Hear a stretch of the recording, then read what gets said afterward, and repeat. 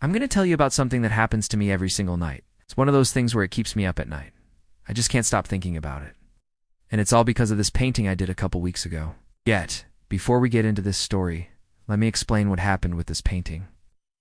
So I was commissioned to do a portrait of a young woman from a photograph. She had very long hair, so I decided to paint her hair in a way that cascaded down the canvas like water.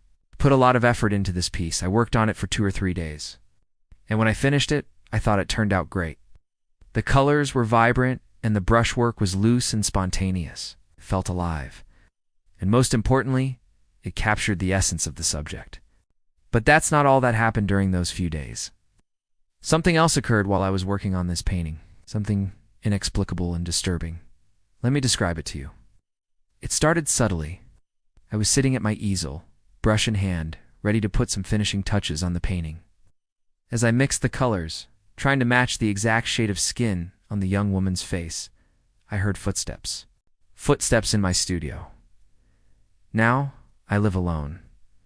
I work alone. My schedule is erratic and unpredictable. I always keep my door open. It's an old habit from when I lived in New York City. Back then, if you kept your door open, everyone could see what you were doing. That way you were less likely to be robbed or attacked. So I've always kept my door open ever since. But still, no one should have been walking through my studio at night. I stopped mixing the colors and listened intently.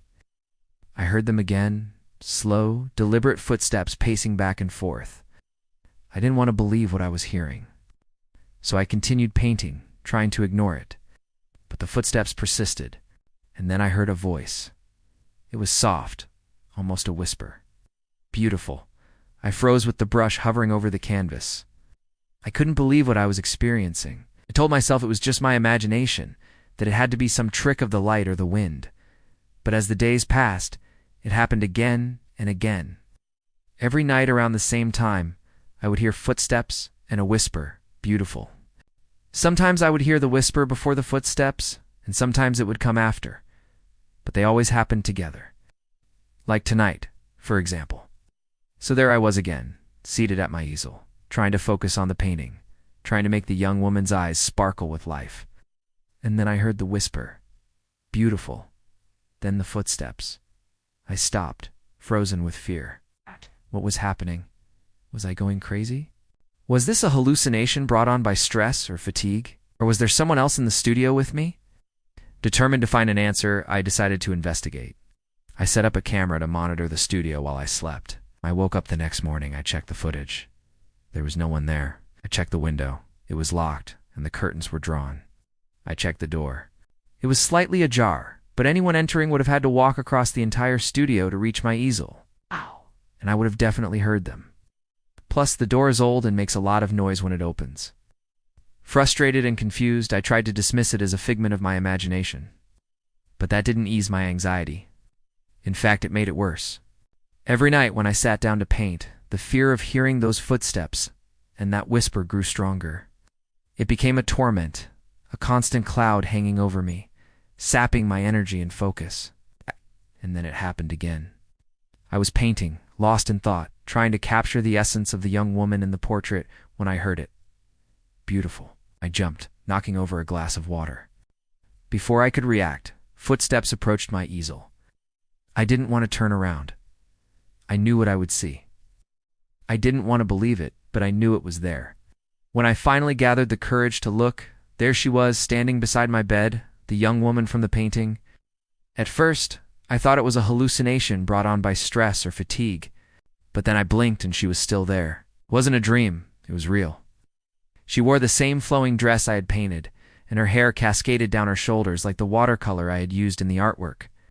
She looked at me with eyes that seemed to hold ancient secrets and whispered, "Thank you for making me beautiful." Her voice echoed with an otherworldly quality that sent shivers down my spine. I couldn't respond. I was frozen in fear, unable to utter a sound. She took a step closer, and I instinctively recoiled, knocking over my chair in the process. She didn't seem to mind. She continued advancing, her eyes never leaving mine. As she approached, I noticed a strange detail. Her feet didn't touch the ground. They were floating just above it, as if she were weightless. A sense of dread washed over me, and I tried to speak, but my voice caught in my throat. She stopped in front of the painting, her gaze fixed on her own image. "You captured me well," she said, her voice a mere whisper. "I haven't seen myself in so long." I wanted to scream, to run, but terror kept me rooted to the spot.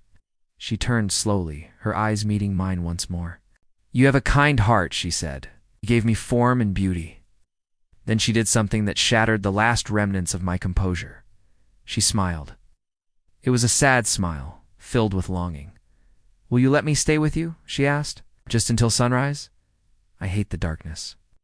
Her words hung in the air, echoing the unspoken fear that had been gnawing at me.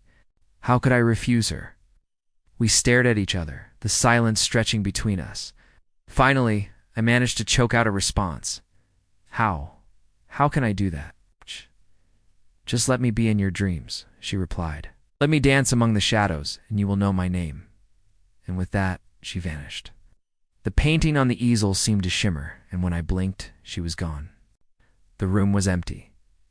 Had I imagined the whole thing? Was it a dream, a hallucination? Or was she really there? Every night I hear her footsteps in my studio. Sometimes I hear her voice whispering, "Beautiful." And every night I let her into my dreams. And every morning when I wake up, I wonder, who is she?